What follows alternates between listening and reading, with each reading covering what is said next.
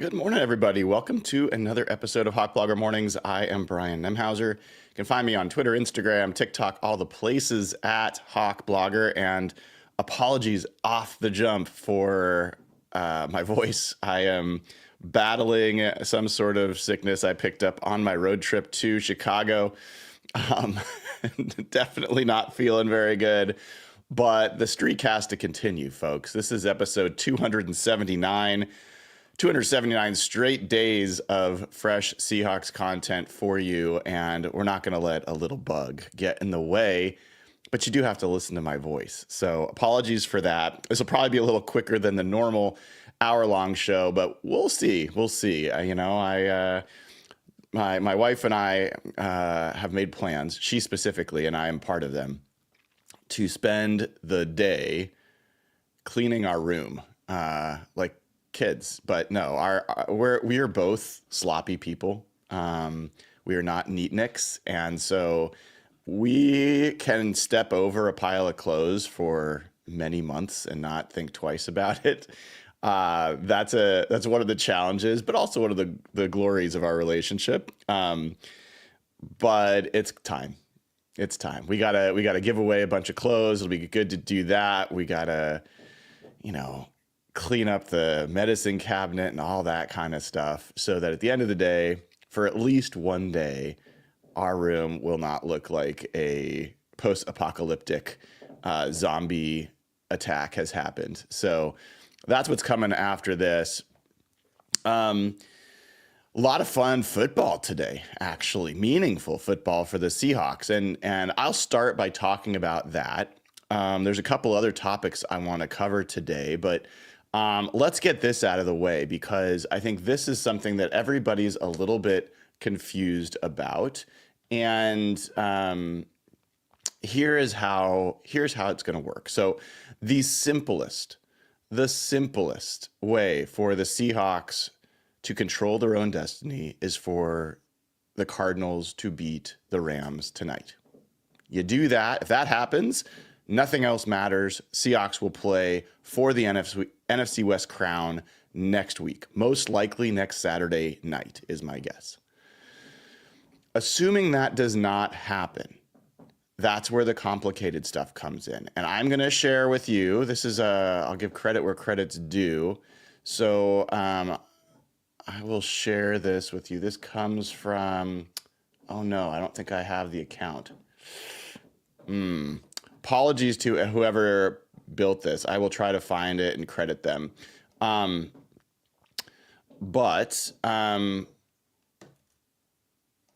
right, cool. So if the Rams win tonight, then this up here is what really kind of matters. Basically, strength of victory kicks in, and the Seahawks need to catch up because they are currently behind on strengths of victory. So they need every team in green listed here would give an advantage to the Seahawks. They need 14 of those 16 teams, apparently, according to this, to win in order to catch up. So for what that means today, Denver actually matters. Why? Because Denver is a team the Seahawks beat. So if they beat the Bengals, the Seahawks will gain a victory in their strength of victory list. When it comes to tomorrow, we want to see the Jets beat Buffalo because the Seahawks beat the Jets, but the Rams beat Buffalo. And so the Rams would get a point if the Buffalo Bills win, because the team that they beat would gain a victory. That's probably one of the least likely to go in the Seahawks' favor. Miami against Cleveland. The Seahawks beat the Dolphins. They would gain a point if they beat if the Dolphins won. Dolphins are still fighting for the playoffs. They're expected to win. It is in Cleveland though, so you never know what the weather's going to be like. Green Bay, the Rams beat Minnesota. So if Minnesota wins, the Rams would gain a point. So we want the Packers to win that game. The Falcons on Sunday Night Football play against the Commanders. The Seahawks beat the Falcons. And so we want the Seahawks to get a strength of victory point. And then on Monday Night Football, both teams lost to Detroit, both teams lost to Detroit.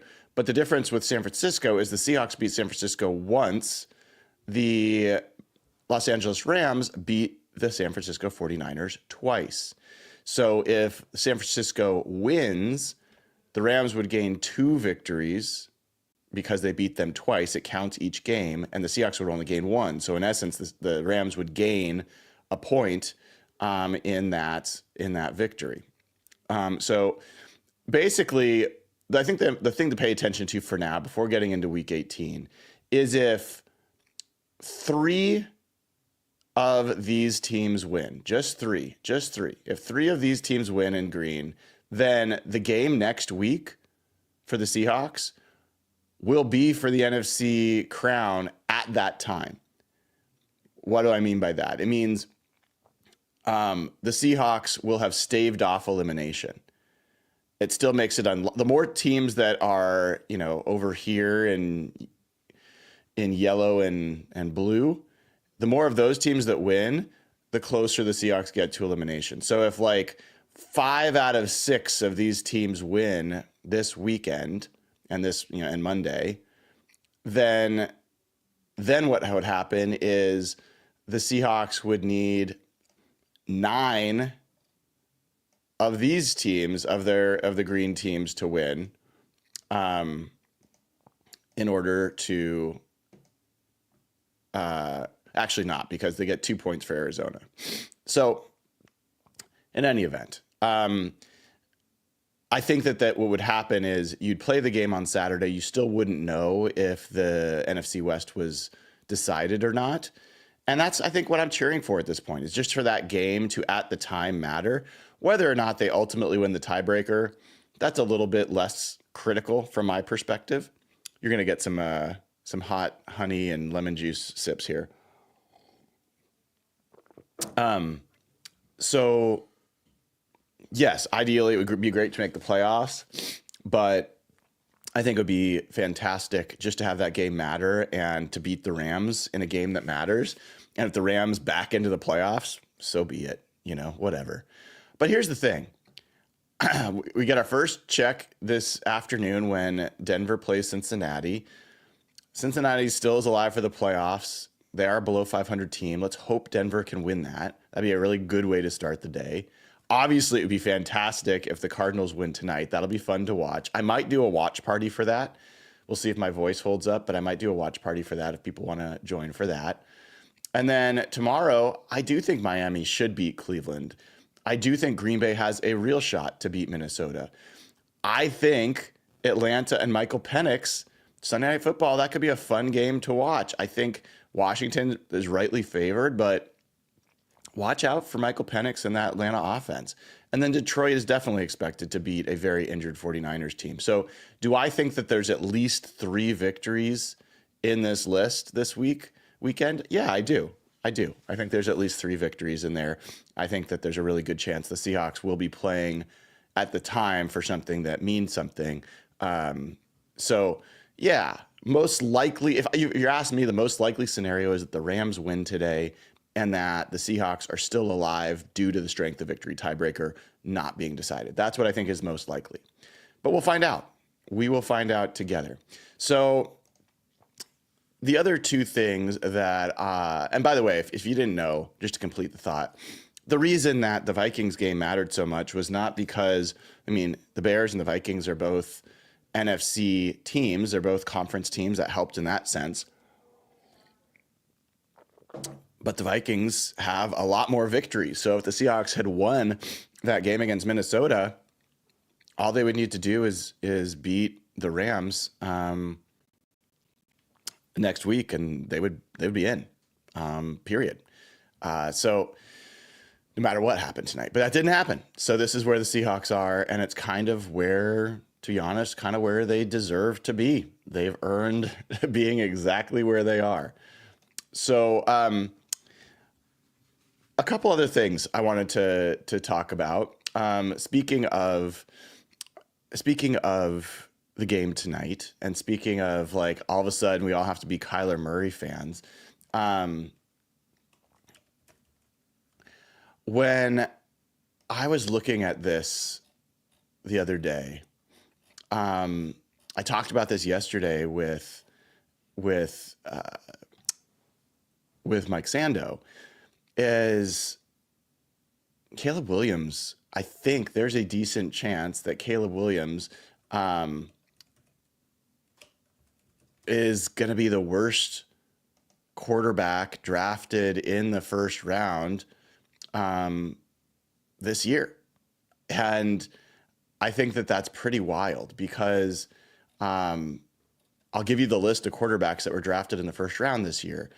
It was Caleb Williams, number 1 overall, Jaden Daniels, Drake May, Michael Penix, J.J. McCarthy's injured, so I think he gets, a pass, Bo Nix. Those are the guys that were drafted in the first round. At this point, I think other than Michael Penix, Caleb Williams is at the bottom of that list. And if you told people in draft prep leading up that was the case, they would have told you were crazy because Caleb Williams is the Messiah. He's the second coming of Patrick Mahomes. He can make every throw. He's a great athlete. And if you heard my draft prep, you know that I didn't feel that way. I think he is that talented, but I think he's got a much longer way to go and some real holes in his game to address for NFL football. And those things have come to the fore. And I'm not going to sit here and say that Caleb Williams is never going to be good. I think he's got work to do to be good. I don't think he's assured of being good. I thought the game I saw from Michael Penix in his first game, his first start, now yes, it was against the Giants, but it was still his first start. I thought that was a more professional performance than almost any I've seen from Caleb Williams so far as a rookie. And that got me thinking about what has almost become a curse of the number 1 overall pick and the quarterback position in particular. But I'm going to read to you just the last few number 1 overall picks, and then I will focus on the quarterbacks. But here are the last, let's say, 4, 5, 6, 7, 8, 9, 10. Here are the last 10 number 1 overall picks. Caleb Williams, Bryce Young, Trayvon Walker, Trevor Lawrence, Joe Burrow, Kyler Murray, Baker Mayfield, Myles Garrett, Jared Goff, Jameis Winston. That's Jameis Winston is number 10. I don't think any of those players are other than Joe Burrow, maybe Myles Garrett, those 2. 2 out of 10 would probably be counted as either the best player in that draft or at least top couple, right? And as you focus on the quarterbacks in that, Caleb Williams, Bryce Young, Trevor Lawrence, Joe Burrow is the exception, Kyler Murray, Baker Mayfield, Jared Goff, Jameis Winston. So dating back to 2015, if you have the number 1 overall pick in the draft and you're like, man, this is one of those drafts where we've got a difference maker at quarterback available, our franchise is saved. I think people were saying that about Kyler Murray. I think they were definitely saying about Trevor Lawrence. There were a lot of quarterbacks to choose from last year when Bryce Young was picked, and there certainly were a lot this year where Caleb Williams was picked. That is a really poor track record for number 1 overall picks. And it begs the question. I mean, you could say it's the franchises that drafted them. But I'm not so sure that Bryce Young would have been a better quarterback somewhere else, or that Trevor Lawrence might have. I think Kyler Murray is who he is. Jared Goff, I mean, I think he is what he is. I think he's a good quarterback, but we'll see. But we're going to get a front row seat cheering for Kyler Murray tonight, and it could be very frustrating. This is a guy who my criticism has always been for a guy that has so much talent, great arm, great feet, creative, all those things, he shrinks when the moment matters most. He just always has from what, at least in the pros, from when I've watched. He is quick to give up on plays. He's the guy that if it's 3rd and 7 in a tie game in the fourth quarter, and he's scrambling for the first down, he'll run out of bounds at 6 yards to avoid a hit. Like, that's who he is. He's a guy that will sulk on the sideline and not come out and raise the level of his team. He will just kind of shrink. People criticize Geno Smith for his body language. Anybody that criticizes Geno Smith for his body language cannot criticize him for how he responds to adversity. He comes on the field, and every single snap, he is giving his best. He is coming back from some of the most crushing moments of his own design a lot of times, but he comes back from it. Kyler Murray's not that guy. And so I think his teammates know it. I think the coaching staff knows it. The front office knows it, but they signed him to an extension, and now they're stuck with him. For tonight, I mean, let's hope. Let's hope that he and Marvin Harrison Jr. absolutely ball out and play a game that, frankly, they played the first time when they played the Los Angeles Rams. That game, for what it's worth, I mean, the Cardinals absolutely smoked the Rams in that game, 41-10. That game was in Arizona. This game will be in Los Angeles. Sorry again, for folks joining late, I'm sick, so apologies for the appearance and the sounds, the sights and sounds. But Cardinals got out to a quick 14-0 lead with 2 touchdowns from Kyler Murray to Marvin Harrison Jr. Marvin Harrison Jr. had the game of what would be the best game of his rookie season. He had 8 targets, 4 catches, 130 yards, and 2 touchdowns. He's only had one other game all year where he went over 100 yards. So really big game for Marvin Harrison Jr. Maybe he can recreate that. James Conner went for 122 yards on the ground. It's sounding like he and Trey Benson will be available in this game. So that's good. Trey McBride, 6 catches, 67 yards. So they've got some guys that you can hope for have a big game. In that game, the Rams only had 1 sack. It came from Kobe Turner. And the Rams were pretty banged up, and they got more banged up in that game.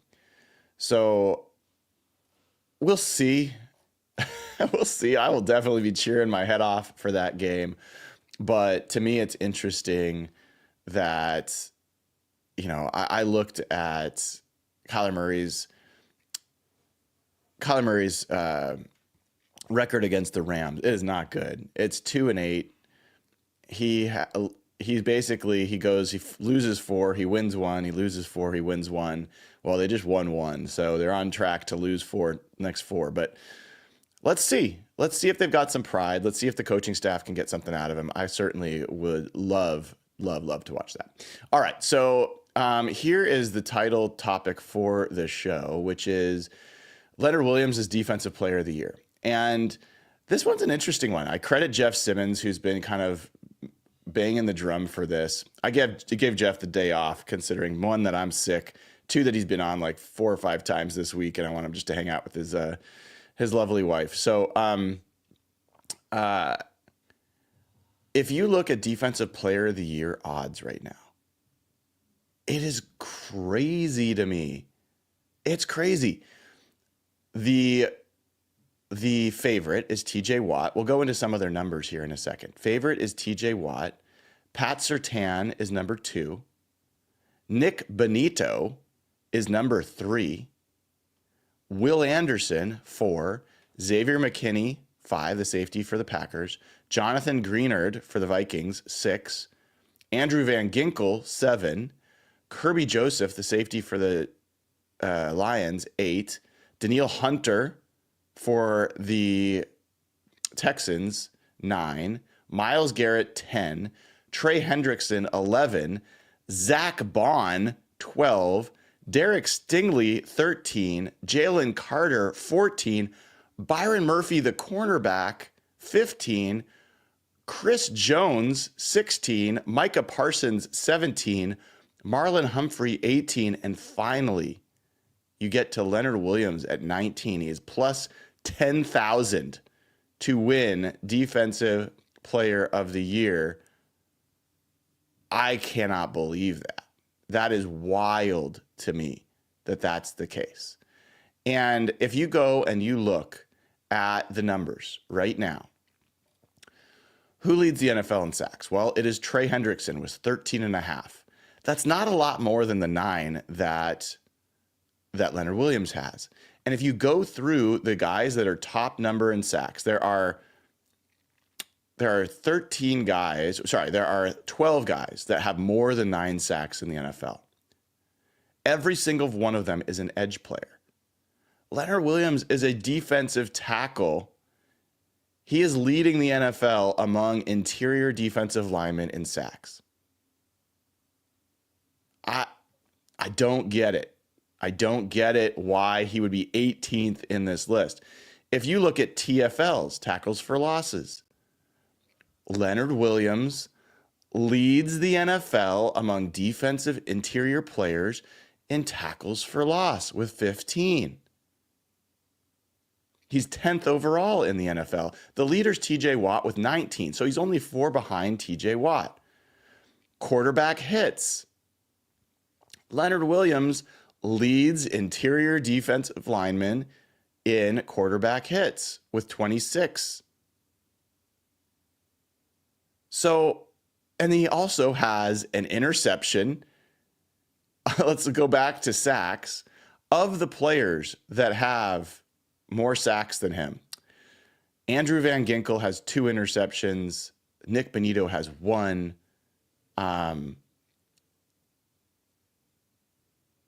It's interesting. Andrew Van Ginkel has 2 touchdowns. So, give him that. But Leonard Williams has a 90-plus yard touchdown return. He's probably the only defensive tackle in the entire NFL this year to have a pick 6.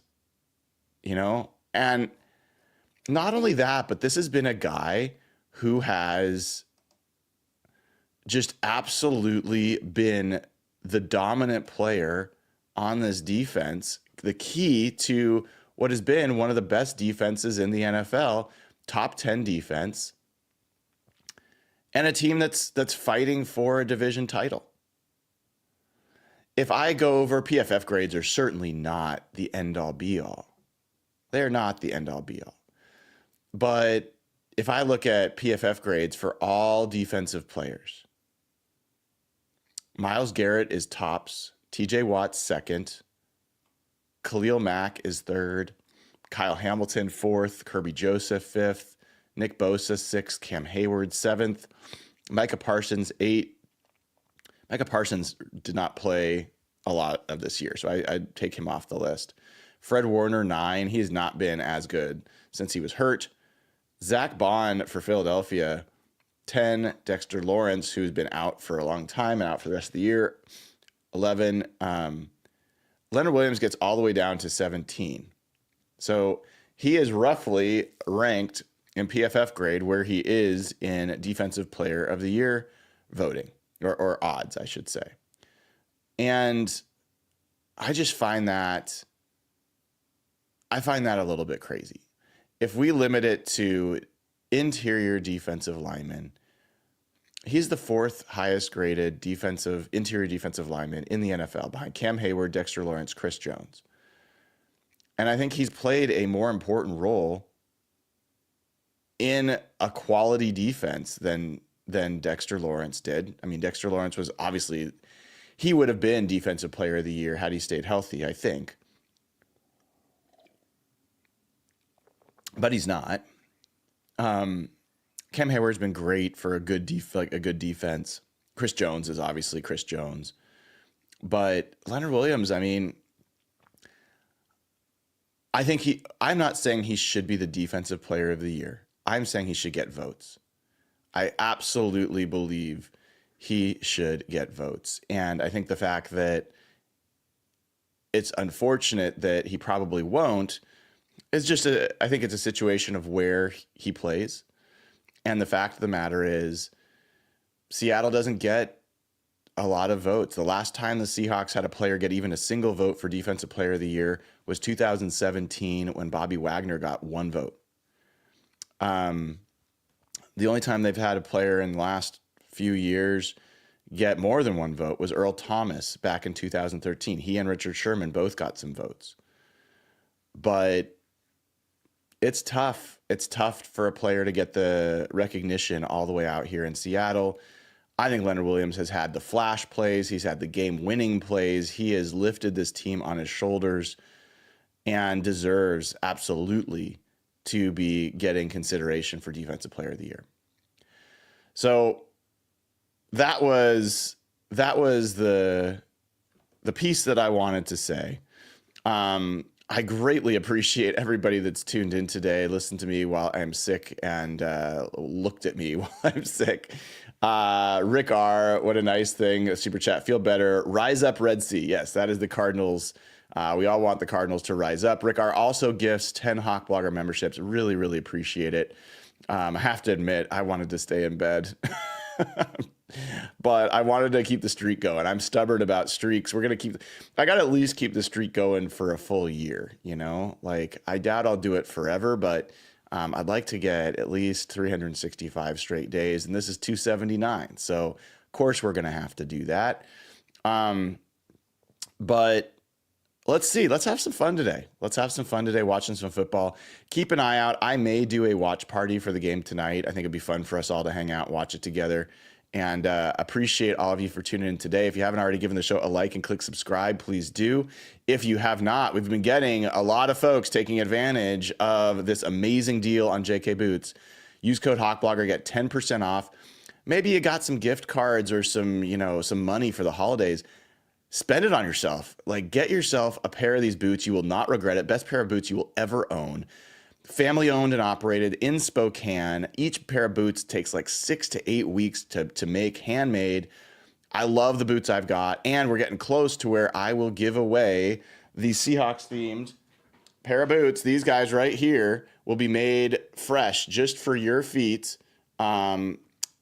If you are one of the people that uses code HawkBlogger to buy a pair of JK Boots over at jkboots.com.